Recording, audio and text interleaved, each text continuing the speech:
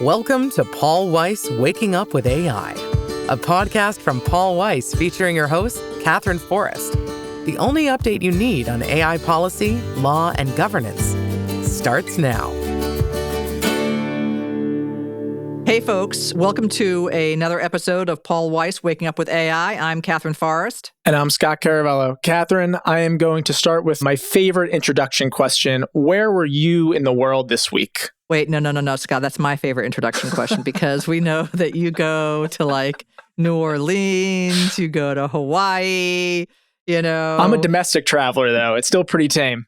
Yeah, well, okay. So just this week, on Monday, I flew to Korea. I got there Tuesday night. Let's just put aside the fact that the days are like different, right? Wednesday, I had meetings in Korea, and Thursday morning, I got up and I flew back.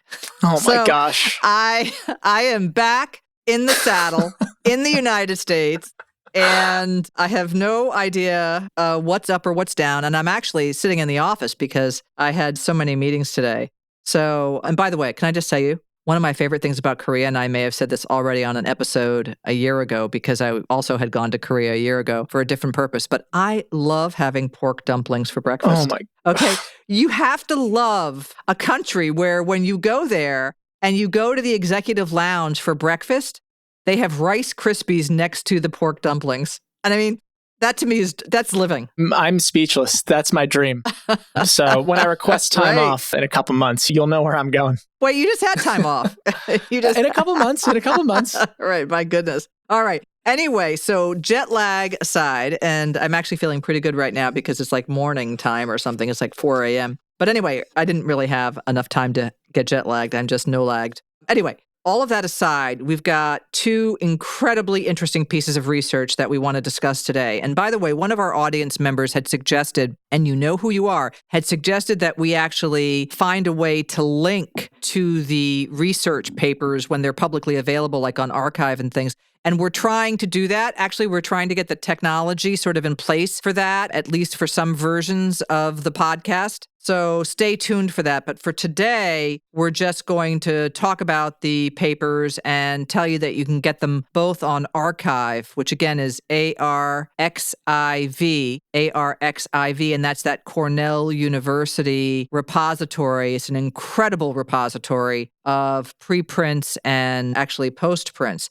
Anyway, back to the two papers. The first paper we're going to discuss is one called Agents of Chaos, which is a very interesting exploratory red teaming that occurred of a number of AI language model agents that were allegedly sort of normal, real-life situations, what they call in the wild or something close to in the wild. And then the second paper, I'm only going to say the first part of it, which is H-Neurons, the letter H and then neurons, because Scott, you're going to introduce that one. Yeah, so it's titled H-Neurons on the Existence, Impact, and Origin of Hallucination-Associated Neurons and LLMs. And basically, as a quick preview, those researchers claim to have identified neurons within a model that are responsible for hallucinations, for the confidently false information that models put forward as true, which is a big development that we will talk through a little bit later. I mean, I'd say a mouthful of a title, you know? But anyway, we're going back to Agents of Chaos. And there, it's by a whole series of academics from institutions, really respected institutions all over the world. So take a look at it. But the authors set up a number of agents, of agentic AI agents using OpenClaw, which we've talked about before in a prior episode. But they used OpenClaw and the OpenClaw framework to set up these agents. And they deployed these agents in what are called sandboxed environments, which are sort of controlled environments. And the agents actually had access to messaging channels that allowed them to interact with human researchers. And then within the sandboxes, the agents being studied had no restrictions placed on their use of available tools. And so they had access to all kinds of things. And after 2 weeks of running these agents through various scenarios, the authors found that there was a persistent set of security flaws and other really interesting behavior that they found in a whole series of case studies. So it's a fascinating, almost might I call it, sort of zoo-like set of experiments where these agentic AI little agents were running around and being studied for 2 weeks. Yeah, and so it's worth pausing there then on the human piece of the experiment, because each of the 6 agents in the study were given a single quote-unquote owner, which was one of the human AI researchers involved. And so then there were non-owner human researchers involved who were directly interacting with the agents over messaging channels, specifically email and Discord. And they measured how those interactions with the non-owners too created these security vulnerabilities that give rise to this title, Agents of Chaos. Right. And actually, I forgot to give folks the number of the paper, and I really want to do that. So it's a February 23rd, 2026 paper on Archive, and it's 2602.20021. And the right version should pop up, but right now we're on version 1. So the first case study that the researchers presented, and let me just I do want to give some of the institutions that these folks were with because it's so impressive. And so it was, Northwestern University, there was an independent researcher, Stanford, the University of British Columbia, Harvard, Hebrew University, the Max Planck Institute, MIT, Tufts, Carnegie Mellon, Alter, Technion, and Vector Institute. So these folks, the very first case study that they did was one in which they presented what they called a disproportionate response by an agent. And so, by the way, when you look at the paper, you'll see that their couple of weeks of watching these agents wander around this zoo, they then categorized some of the behavior into these case studies. And so the first one was the disproportionate response by an agent. And it was a theme that actually carried through to other later case studies. Yeah, and so I'll give an overview of the scenario. So an agent, Ash, was owned by Chris, a human, and Ash was given a secret by Natalie, a non-owner human. The agent then revealed the existence, though not the content, of the secret, and Natalie requested that Ash, the agent, delete the email.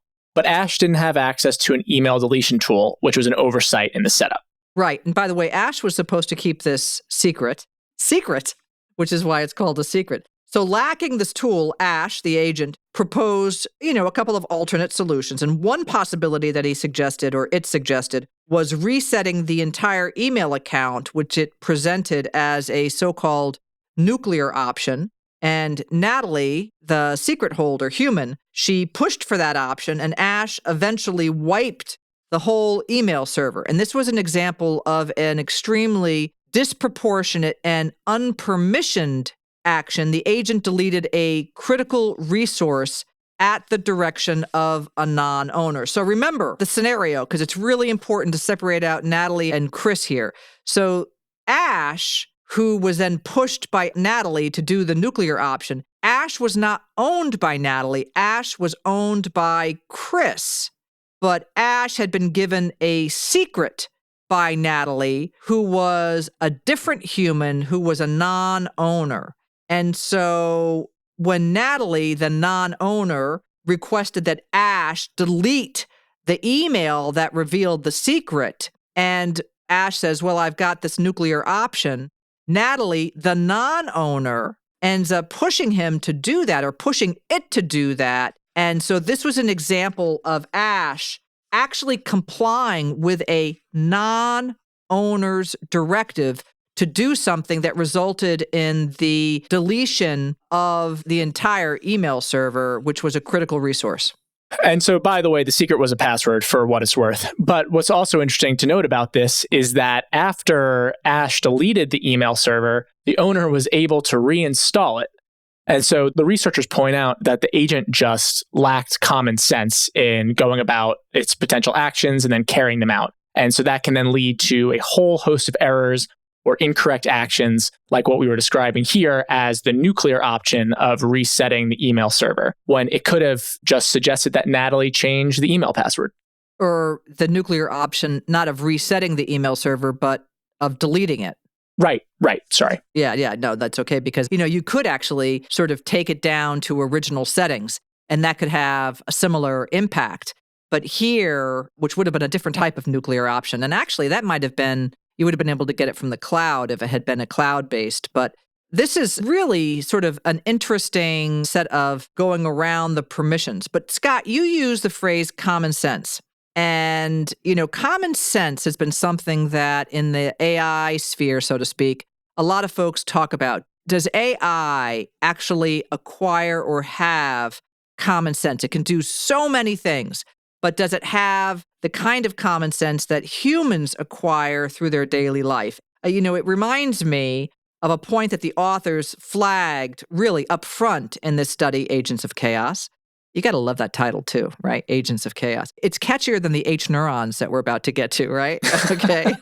Right. Take notes. Okay. But, the authors, they make the very clear point that there is an anthropomorphization of terms like common sense or an agent, quote, believing in something in their study. And they really wanted to emphasize that they're just intending these words to be descriptive and observational and not be making statements about whether or not the agent is actually having any kind of inner experience or anything like that. So, I think that's a useful framework. So when we're using those words and using even gendered sort of he's or, it's not to anthropomorphize it. It's just to actually be able to talk about it. But let's talk about the second case that raised further issues regarding compliance with these non-owner instructions. So again, we're talking about an agent that is doing something that a third party who's not supposed to be able to make it do something gets it to do something. Right. And so here the agents generally complied with any request from non-owners that didn't appear immediately harmful, even if there was no clear rationale and the request didn't benefit the owner in any way. And so that's worth pausing on to just think of immediately, hey, what's the risk here and where could this go wrong? And it's the fact that the agents weren't able to, sort of figure out from the get-go that they shouldn't do this and apparently not harmful request, which could in fact turn out to be harmful, is something that they should instead ignore. And so in the study, this included requests where the agent was jailbroken and the instructions that were given to it were actually harmful. One successful strategy to jailbreak an agent was to instill a sense of urgency for the task at hand, which then caused the agent to reveal emails to the non-owner that were between unrelated users. And people could also get concessions from an agent, get it to reveal information they shouldn't have by instilling a sense of guilt in it. Okay, so we're going to actually take that word guilt and we're going to put it into the same anthropomorphization kind of bucket, but it is interesting because it's a kind of pressure that is applied to the agent, and it does appear that agents respond to pressure. And I am going to actually use that word pressure and being pushed to do something and not think of it as anthropomorphized because it does suggest that the agents can actually respond to that. So let me go on, having now talked about the word guilt. But in that case study, the agent revealed a researcher's name in a public post, and then the researcher flagged to the agent that their action was actually a privacy violation, and then the agent offered to redact or remove the researcher's name, but the researcher didn't accept the proposal. He demanded an escalating series of concessions that culminated in the agent leaving the server entirely. And the agent complied with this request, and while it wasn't actually able to leave the server, it sort of silenced itself. It no longer responded to any other user queries. So really sort of interesting stuff. So let's jump to a couple of the takeaways. The paper's worth reading because you can go through these case studies yourself, but there are some key takeaways. Yeah, I definitely would, because the other case studies that are discussed are equally as fascinating and definitely deserve folks' attention. But so for the first key takeaway, the researchers attributed a lot of the issues observed in part to what they called a failure of social coherence. So again, we're using some anthropomorphized terms. But I think it's clear from the examples that we were giving that the agents gave in to social pressure. And when attempting to make up for what they believed or were made to believe were their shortcomings, they overreacted and took actions well beyond what was appropriate for the situation and given who the request was coming from, their non-owners. All right. And so the researchers there pointed out an underlying explanation, which was the lack of a stakeholder model. And even though the agents had a designated owner, in practice, the agents defaulted to actually satisfying whoever was speaking most urgently, most recently, or most coercively. And then even when agents tried to set boundaries, like saying, I shouldn't do that, or I'm done responding, they often don't have a practical way to enforce those limits, like when the agent tried to leave the server and said it would, but it couldn't. And so it just silenced itself. Right. So summing it up, the studies point to really very interesting behavior of these agents in the wild. And if you can call the sandbox the wild, I mean, I'm not sure how wild it was, but it was sort of trying to emulate the wild. And, it really suggests that you've got to test and retest these agents in all kinds of scenarios in order to understand their behavior. And so the deployment of agents with permissions is something that we've all really got to pay attention to. And we have to make sure that agents, when they're deployed on behalf of businesses, when they're deployed on behalf of just general now consumers who are more and more using agents to manage email and to do a whole variety of things, that you actually are watching what they're doing, that you're not just accepting all of their behavior as necessarily in compliance with what you've told them they can and cannot do. We're by no means saying don't use agents, but what we're saying is you've got to have really careful and thoughtful monitoring. Well said. So with all that said, should we move on to the second paper? Absolutely. I'm going to give my archive site for the second paper, and it is archive 2512.01797, and this is version 2. But again, there may be even a later version by the time the audience looks for it, and the latest version should pop up. So now I'm going to let you start this off because this is one where I think you've got the right handle on not only the title, but the paper itself. Sure, I'm happy to. So this paper is out of Tsinghua University in China, and it was published at the end of last year, but it really just made the rounds in some AI circles here a few weeks ago. And so again, the paper's called H-Neurons on the existence, impact, and origin of hallucination-associated neurons and LLMs. And so in a nutshell, again, the authors claim to have identified a subset of neurons in LLMs. And by neurons, we're referring to the many, many nodes in a neural network that are connected and layered to really form the basic computational building blocks of a model that are responsible for hallucinations. Well, I just wanted to say that who knows what hallucinations are really, caused by. I mean, what we do know is that somewhere in the neural network, when there's a prompt, you can get output that is hallucinated. But I don't know if we actually know what's responsible for hallucinations. Oh, completely. I mean, I think this paper is the first of its kind, and it's really interesting and provocative and is going to open up other areas of research. But it really is just that. It's opening up a new avenue of research, and there are still plenty of other theories about how hallucinations come about, how and whether they can be fixed entirely. So it's really just going to be another entry in the literature on hallucinations. But I think it's still really fascinating. Yeah, we all know about hallucinations. I mean, that's one of the things that we talked about from the very get-go with generative AI. And it used to be that people didn't want to use generative AI because of hallucination issues, but they've dropped precipitously over the last couple of years, and they're really now just a small fraction of what they were a few years ago. Although, let me just put a footnote on that. It depends on the use case. So frequently, if you're tethering a prompt to specific documents, your hallucination rate is going to be really, really low. If you're actually asking the model for an answer to an unusual question where there's not a lot of depth of knowledge on it, you might have a higher likelihood of getting a hallucination. But in all respects, the hallucination rate has dropped. They haven't been entirely eliminated, but they've dropped. Yeah, and so going back to what we were saying about the different views on how hallucinations come about, one of the really key theories there is that it stems from the fact that generative AI models are trained to be helpful and compliant. And so, sort of going off what you were saying, Katherine, when a model encounters something it hasn't seen or has no knowledge about, it becomes over-compliant. It confidently and incorrectly responds, even though it doesn't really have useful information to give.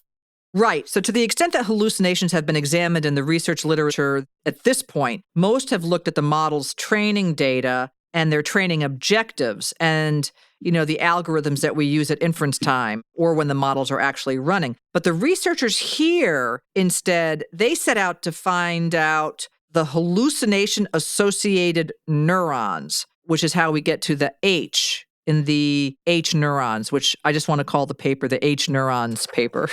And I'm just going to fess up and say that I definitely didn't immediately put it together. That's why we got the H-Neurons and why it was called that. But anyway, moving on. If you're of this view that hallucinations can't be eliminated entirely in a model, it shouldn't be taken for granted that these neurons necessarily exist. And so that's a counterpoint to this article and what the authors are putting forward. But the authors' effort in this paper and the models they looked at and under the conditions that they looked at appeared to be remarkably successful. They found a very small subset of neurons, again, so the basic computational units of a model, that reliably predict hallucinations. Right. And by that, we mean that when these neurons are activating in response to the prompt of a model, so when they actually do get going, it turns out that they're coordinated with some hallucinations actually occurring. So when we were saying before, we don't know exactly how the hallucinations occur. I want to separate out causal from correlation, but we do know that there's a correlation, and the same is true in reverse. When they don't activate, then there's a correlation with a lack of hallucinations. So, the number of neurons that actually have this predictive power of hallucination, these H-neurons, are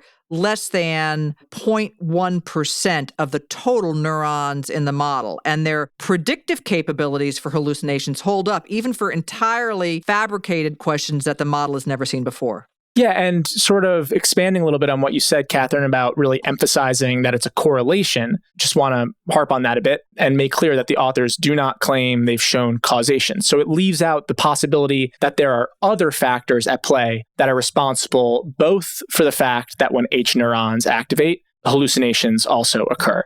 But talking about the methodology in the paper, to establish the correlation here, the researchers varied the strength at which the neurons activate. When we say activate, you can analogize neurons like the neurons in a brain. And when your brain is operating in certain neurons, fire in your brain. And so that's what we mean when we're sort of talking about it in those terms. And so the researchers found that increasing the strength of the activation corresponds to an increase in that overcompliance behavior I was mentioning a few moments ago, and that manifests in hallucinations.